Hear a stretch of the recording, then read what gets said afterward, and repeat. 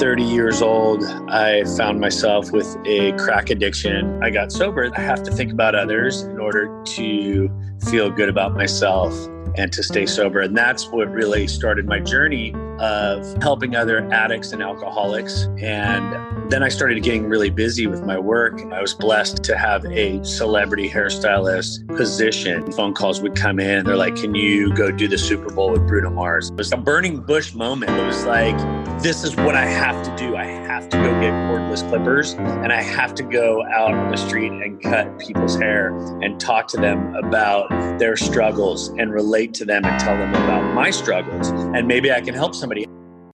Dear Family is a podcast hosted by Rachel Schneidman, a writer, an educator, and a mental health advocate. And Rachel gets us up close and personal, so we feel a strong connection, familiarity, and comfort with her guests. So settle in and join us as we search for true healing and journey with Rachel and her most interesting guests. Hello, everyone. Welcome to another episode of Dear Family, the podcast. I'm so happy you're here with me today. And it's unreal to think there's only 2 more weeks until the election.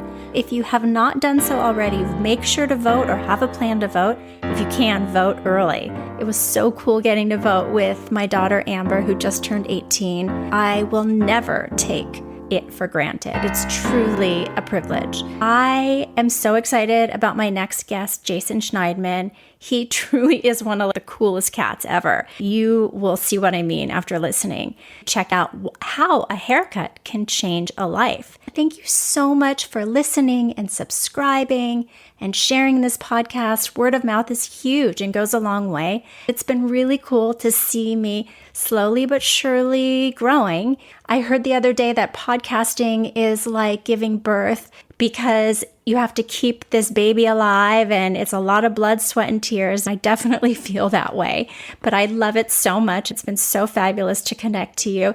And what's really cool is that I have all these listeners in India. So if you're listening in India, hi everyone. Thank you so much for writing those 5-star reviews and following me on all the social media platforms at Right Now Rachel. That's right with a W. Take care of yourself. Your mental health is so important, and don't forget that. Jason Schneidman grew up on the beaches of Southern California, surfing and seeking the fun, carefree lifestyle that it offered. His partying continued into his 30s until his life unraveled completely when he found himself homeless and addicted to crack cocaine. 16 years ago, he knew he had to do something, otherwise he'd end up in jail or dead. So he asked for help and he began the very hard work of getting and staying sober. Jason's rehabilitation taught him the importance of giving back, so he decided to go out onto the streets with cordless clippers and treat homeless as though they were his celebrity clients. He was able to connect with them because he'd been through what they had. And with a friend nearby to video his encounters, hundreds of thousands of Instagram viewers would get to see firsthand his motto: a haircut can change a life. You cannot help but be moved to see how a haircut and kind human interaction not only help people gain self-confidence and see their value, but also seek treatment for their addiction and gain employment. Since Jason was a young teen, he'd been cutting hair, but not until he got sober did his fierce work ethic lead him to make a name for himself, creating unified looks for press tours, red carpets, music videos, and editorial gigs. After apprenticing under Jennifer Aniston's hairstylist, McMillan, Jason was soon being asked to fly off to the Super Bowl to cut Bruno Mars' hair and style and cut big celebrities like Rob Lowe, Corden, Hugh Jackman, Jonah Hill, Robert Pattinson, and Jay Shetty, to name a few. His editorial work has appeared in magazines such as Rolling Stone, GQ, Entertainment Weekly, and Billboard. Jason branched out on his own, creating an entire salon and product line upon the fundamentals of men's hair care. Aptly named the Men's Groomer, his Venice Beach, Lincoln Boulevard headquarters is part barbershop, part coffee shop, and part surf skate shop. With his motorcycles and his hot rods parked in front and his shop being next to the iconic Dogtown skateboards, It's the epitome of California cool. And don't be surprised if you're inside and the legendary surfer Laird Hamilton stops by for not just a cut, but a cup of coffee. Jason donates a percentage of his styling products and his haircuts to his foundation that he started to give the homeless a second chance that they so deserve. Jason is married and has 2 adorable kids, and he's so grateful every day for his family and his friends and for his devoted group of clients that he continues to gain and keep. Welcome. I'm so thrilled to have you. Jason, you probably don't remember this, but you and I first met at the Hum and Poor's 4th of July party years ago in Malibu. And I know your sister, Jamie. I have been so incredibly touched by watching your journey of reaching out to the homeless population in Los Angeles. And it's a situation that really does break my heart, partly because I know a lot of the people on the streets are dealing with substance abuse issues, and a lot of that stems from mental health issues that have never been handled or taken care of. And your human kindness and your compassion, they really do make a difference. And you show other people by going up to someone on the street that they're human. And we forget that sometimes. And I just want to thank you for what you're doing. And I'm really happy to have you on this podcast. Thank you so much. And thank you for having me. Tell us a little bit about yourself and your family. I had a great upbringing. I have a great family, 2 parents, still married, sister that I always looked up to, successful. My childhood was pretty normal. I grew up in Orange County, LA County border. Spent all my time in the water surfing from 13 to 30. I didn't really want to work. I think that's what brought me to my knees, was that I just wanted to have fun. A lot of these people that I meet on the street and that I can relate to are dealing with the same situation, and they just wanted to have fun until the gig's up. And then it's like, now what? I luckily had somebody who helped me. At 30 years old, I found myself with a crack addiction, and it started off by smoking weed and drinking. And then it was nightclubs, and it was doing cocaine, and it was drinking and cocaine, and it was every day. And then I started smoking cocaine, and that's when I started hitting my bottom. I did that for about 3 years until I was just completely a shell of a human being. And I had nothing, and I was living on the streets, and my family was over me, and all my friends were done with me. And in 2000, I was 30 years old, and I said, okay, it's time to get help. And I started my journey. My family was there for me, and they took me to rehab. And then it was 4 years of going in and out of rehab. And in that 4 years, I felt like I depleted all of my asks for help. And I felt ashamed that I was having trouble getting sober. The problem was I was an addict. I learned about my disease of addiction. They taught me it wasn't the drinking, it was my thinking.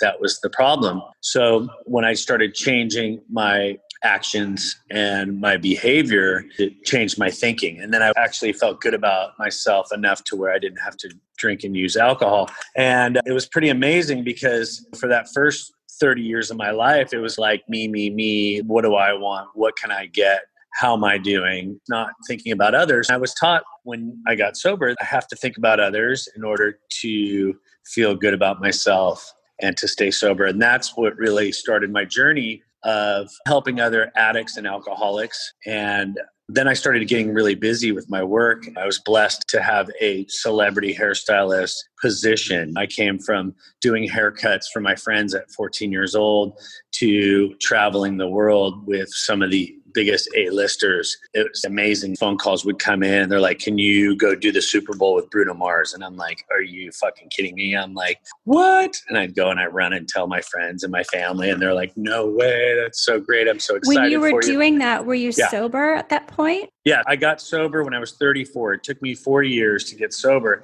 and now I'm 50. So it's been 16 years clean and sober. But once I got sober and I learned how to live life on life's terms without drugs and alcohol, and I learned how to be of service for the first maybe couple years, 4 years of my sobriety was just working with addicts and alcoholics. And then I got busy and I realized that I could do haircuts.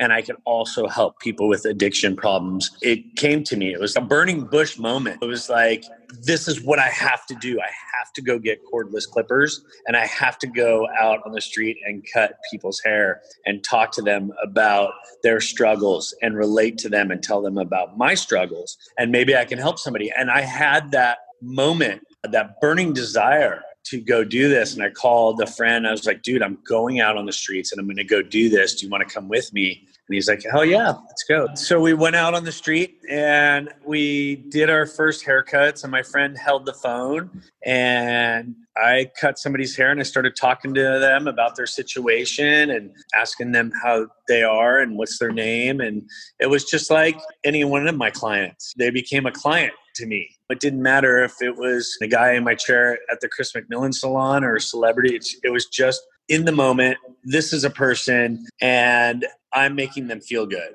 And I was like, what more can I do? I was taught that I need to listen in order to hear what I need to do. And I go into these situations. I'm like, please, God, what would you have me do? What would you have me be? And I try and get out of self. And through the whole session, I get back into self. I'm not a saint. I'm just somebody in recovery who's trying to take contrary action and not think about myself. And in doing so, I've touched millions of people around the world because I cut these videos and I put them up on Instagram. So I had no idea what I was getting into, but it was just this burning desire that we made come to fruition. And we went out and we did it. And now I'm here with you. It's so amazing. There's so much to dissect. One of the things that came to mind is that when someone's sitting in a salon chair, they open up to their stylist like they're a therapist. So there's something to that. As Jason, you don't know me very well, but my brother was addicted to crystal meth. And he was homeless and he was living on the street, and not until his car got repossessed and he was really ill did he hit rock bottom and ask for help. And he had a great family like you have a great family. And we were able to help him get into rehab. And I often look at people on the street and I think, those are the people that may not have had that family, that fell through the cracks. By you showing up and saying, I care about you, it means a lot. I want to talk about your sobriety. So you were addicted to crack. You were living on the streets. You went into rehab, but it took you about 4 years. Once you found that sense of purpose, which I think is huge, and also giving back is its own reward. Did you join a sober community? I had a support group. They say when you're getting sober, it's like the wildebeest. You want to stay in the pack. You don't want to be on the outskirts. So I surrounded myself with winners, and I had a mentor and somebody who I would call who had been sober longer than I was and who has been walking the walk. And I very much got connected because you can't do this on your own. And the first part is actually admitting and accepting. As soon as I was able to surrender, it's when the growth started. And a lot of people are afraid to ask for help. I meet people in the street that follow up with me and are like, you literally changed my life. It was first me in a backpack, and then it was social media like, hey, I'm going to be here. Do you want to come cut hair with me? And a lot of people show up, and I would show up a couple of days in advance, and I'd make flyers and I'd pass them out to homeless people and say, hey, we're doing haircuts and we're going to give away food. One particular event in Venice on the boardwalk, a woman was 6 months pregnant. She was living in a tent. Her boyfriend was there. She was completely broken. She sat in one of the stylist chairs, and the stylist said, so what's it going to be? And this woman was like, that was the moment when she remembered she was human. And powerful. Wow. Yeah, I get emotional every time because it's just crazy how the simplest thing could make such a difference to somebody. And we were just out there, like, hey, we're doing hair. Anyone need help? You know what I mean? But it was just amazing that this woman sat with her head down and she didn't want people to see her. And she got her hair cut and she called her parents at, I think she was my age when I got like 34 years old or something. And she said, Mom, Dad, I'm homeless and I'm pregnant. And her parents came and they picked her up in Venice. And they drove her to a destination where she thought she could seek shelter from a friend.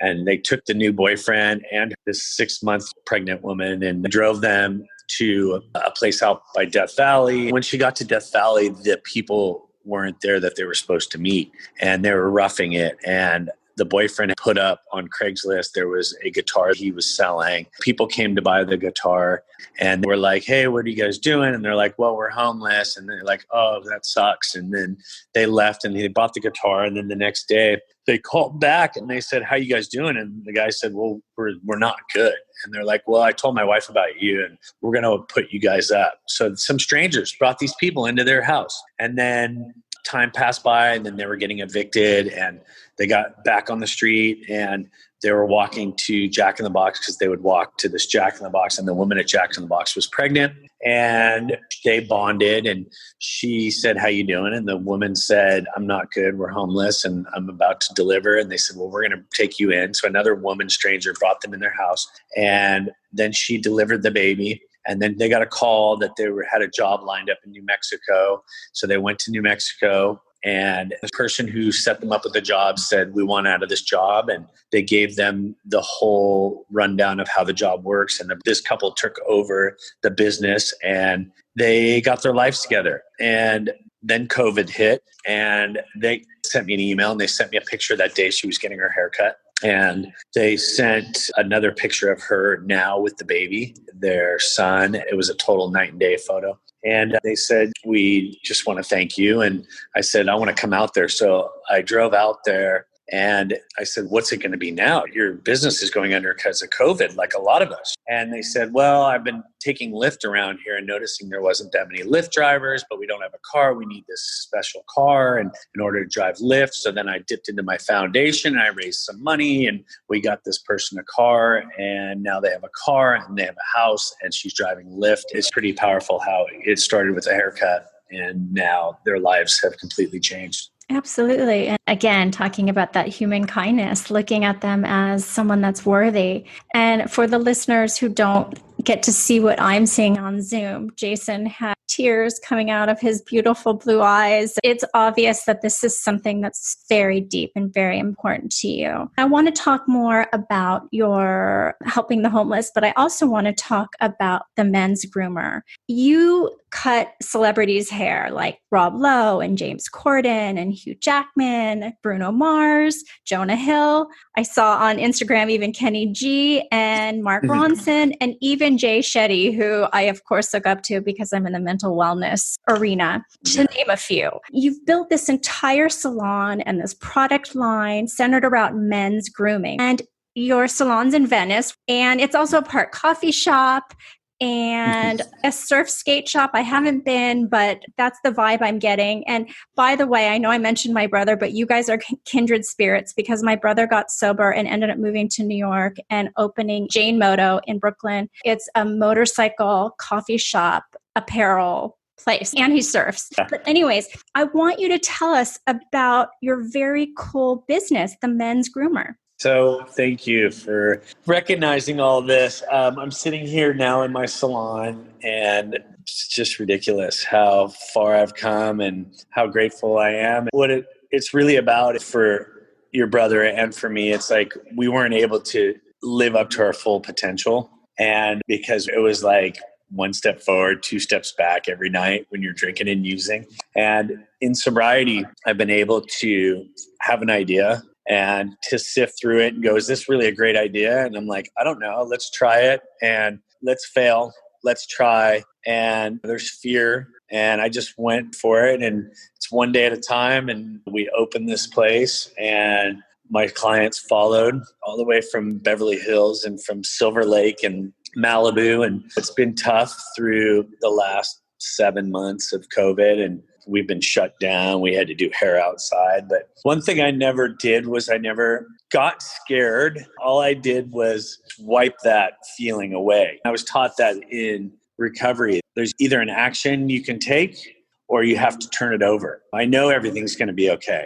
And it has for the last 16 years. I haven't ended up in jail. There's just so many things that were happening to me that when I was drinking and using, and there's none of that that's happening. And, you know, I have AAA. You know what I mean? If I break down, it's like, it's good. I like breaking down. But back to the shop. These are ideas that I had. I've made my own clothing now. I've got my own because I work with a designer who was in my chair cutting hair, and I know what I want my t-shirt to fit like. So I made the perfect t-shirt. Everything's for sale on the mensgroomer.com. We're here in Venice. We're on Lincoln. My friend owns a tattoo shop next to me. There's hot rods and motorcycles. We have a big parking lot. It's the coolest spot ever. Cool. My salon is all light wood and white, and it's all open, and we're more than 6 feet apart, all of us here. So it's super safe, and we have big doors that are open. I don't have drugs and alcohol. I have coffee these days. So I have the La Marzocco top of the line coffee, and I got Laird Hamilton, the legend pro surfer, comes in for a haircut, and he's like, you got to have my coffee and you have to have my creamer. So I got all his stuff in here. Is this plant-based? It's just ridiculous. He's like, you have no idea what natural means. He said a lot of these vanilla creamers come from beaver butt. He said, yeah. He's like, natural means like came from a beaver's ass. He told me yesterday. I cut his hair yesterday, and I went home and told my wife because she drinks vanilla creamer. But I was like, how do they even figure that out? He's like, I don't know. Some dude in Alaska ate some beaver, and it was like, wow, it tastes a little bit like vanilla. You know? So oh my funny. God. Oh my God. And I got Jim Muir at the end of my alley.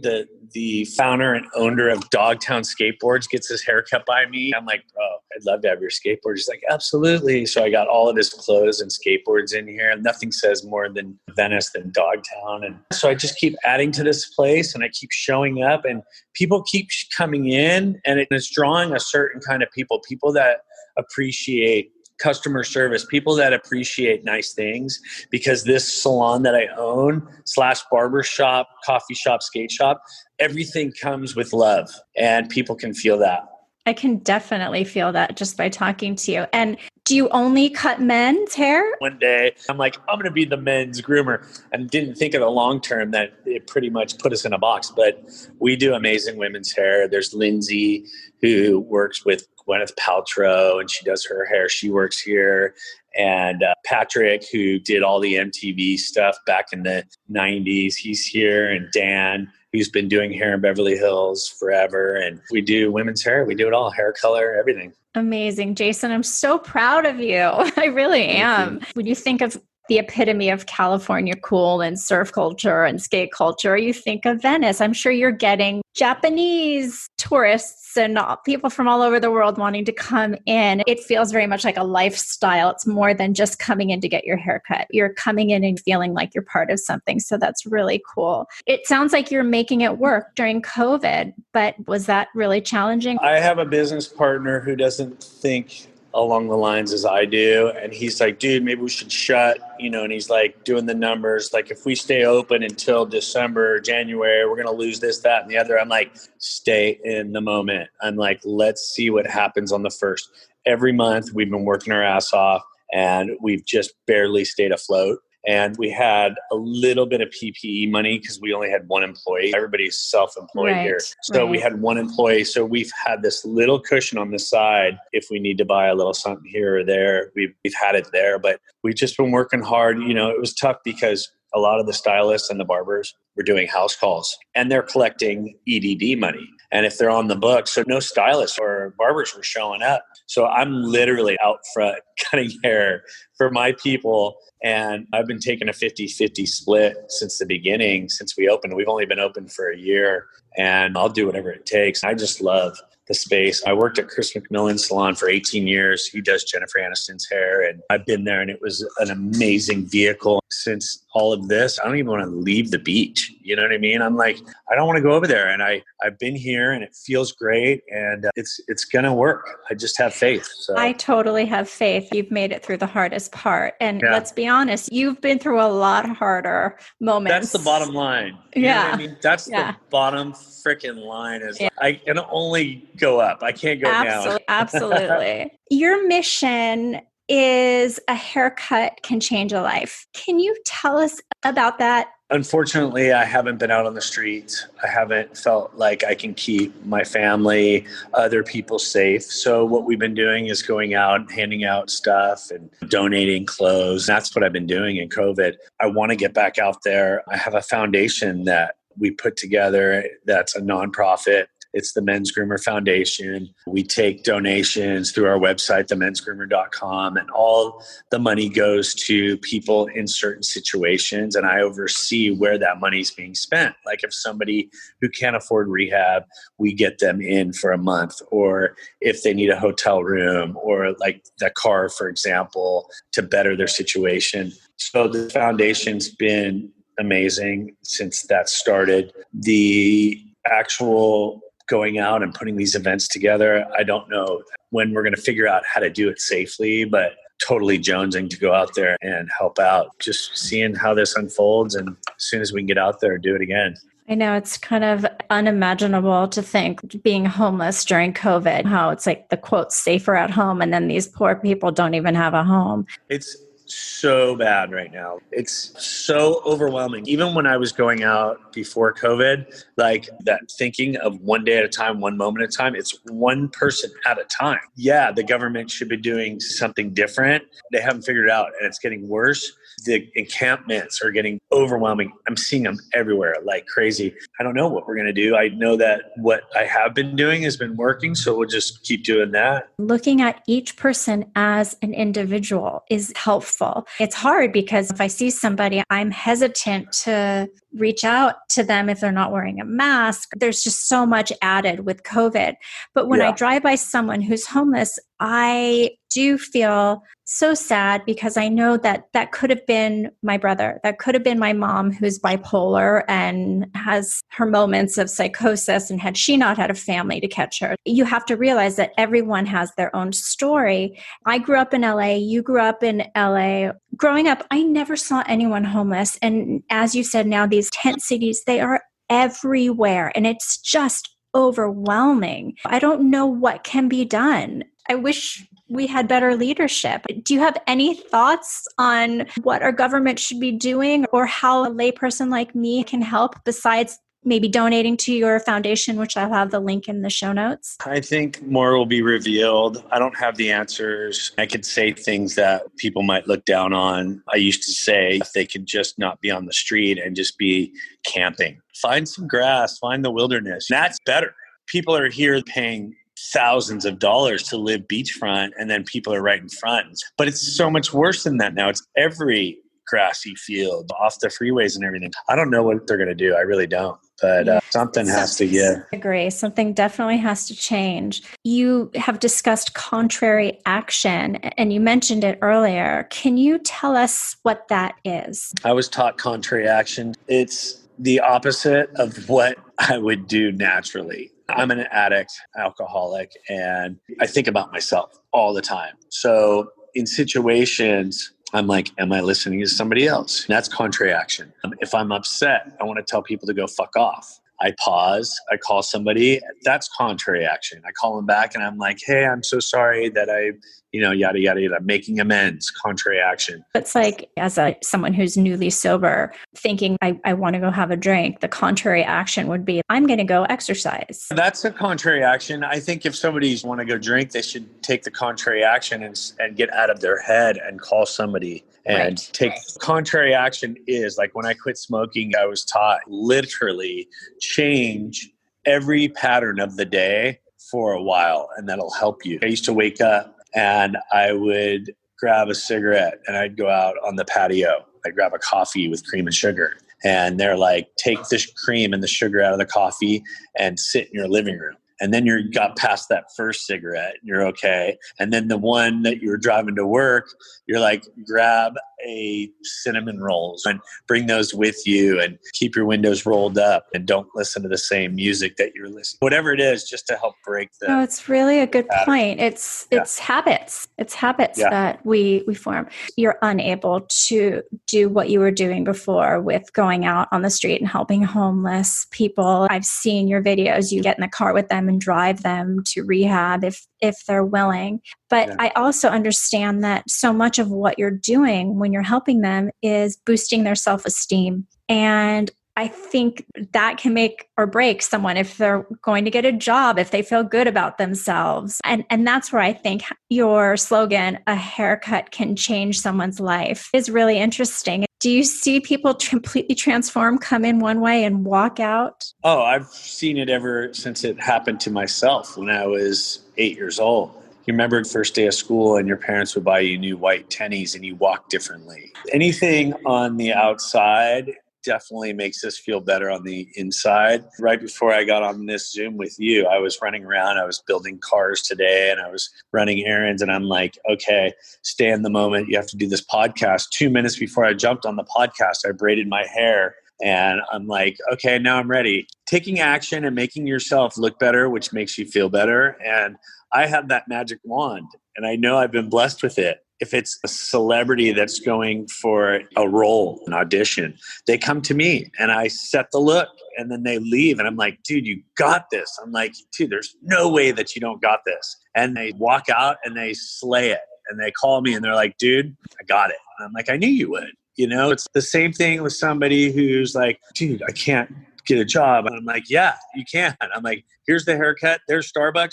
Go walk in there. Guaranteed. You follow up and you got a good chance. And a lot of people have come back to me and they've got that job. I love that you call it a magic wand. I could totally see that. Jason, you have a really beautiful family. You have 2 adorable kids and a beautiful wife. What's it like being a dad later on in life? Oh, it's so amazing and it's so easy for me. I mean, the love just comes natural and the unconditional love is greater than anything. I was nervous about being a good enough dad and it just comes natural to me. I'm super blessed. These kids are so amazing and my wife does an incredible job. She's at home right now with this Zoom school and I was like, let me just get a tutor. Let us get a pod. And she's like, no, I'm doing it. So she's the best mother. It's just natural for her. So we're really lucky. That's so great. For the listeners who don't get to see you, your eyes just lit up when you mentioned your kids and your wife. So that's awesome. When you were 20 years old,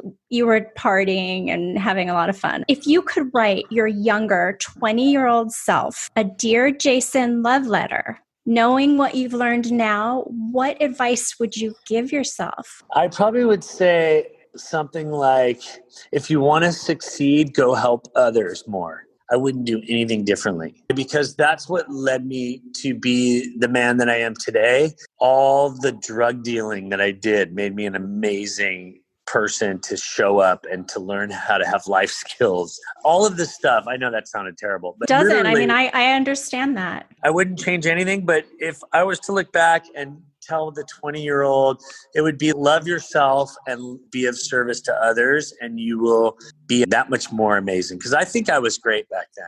I cared about people and I cared about myself. I just was thinking about myself too much. Last question. What do you do that brings you happiness? Do you have any happiness habits? So surfing and serving is the best feeling. That's why I spent all my time in the water because I had this spiritual connection with nature and it was a workout and it was a soul cleanse and I'd be with my friends and I'd be in the ocean and I did that until I was 20 from 12 every day.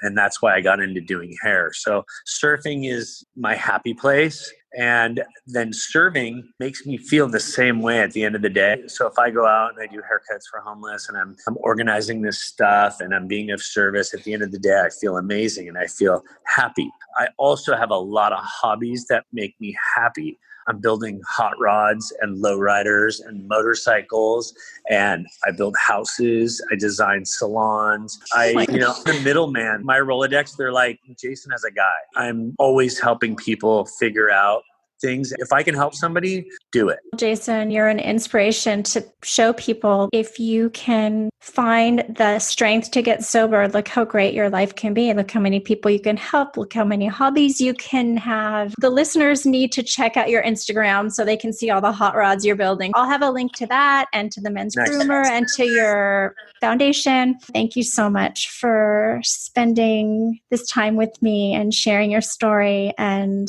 touching so many people's hearts. Keep it up. Yeah, if this story or my journey has spoke to anybody and you guys are struggling from drugs and alcohol, reach out to somebody, reach out to a loved one, reach out to anybody that you respect, that you think cares about you, and tell them you have a problem, because that's the hardest part, is admitting. So make sure you ask for help, and you can direct message me and I'll connect you with people. And yeah, you're worth it. I say all the time, asking for help is actually really brave. Definitely. Well, thank you so much. Have fun surfing, and you take care. Hope to see you in person soon. Absolutely. Come into the shop with your husband and we'll hang out. Okay, Jason. Take care. Bye. Thank you. Thanks. Bye. This is Rachel Schneidman. For more information or to contact me with any questions, comments, or guest ideas, please check out rightnowrachel.com. That's right with a W. Thank you so much for listening, subscribing, and sharing, dear family. And if you found value in what you've just heard, I would love and so appreciate a great review on Apple Podcasts, Stitcher, or wherever you listen to your podcasts. Until next time, I wish you love, happiness, and good mental health.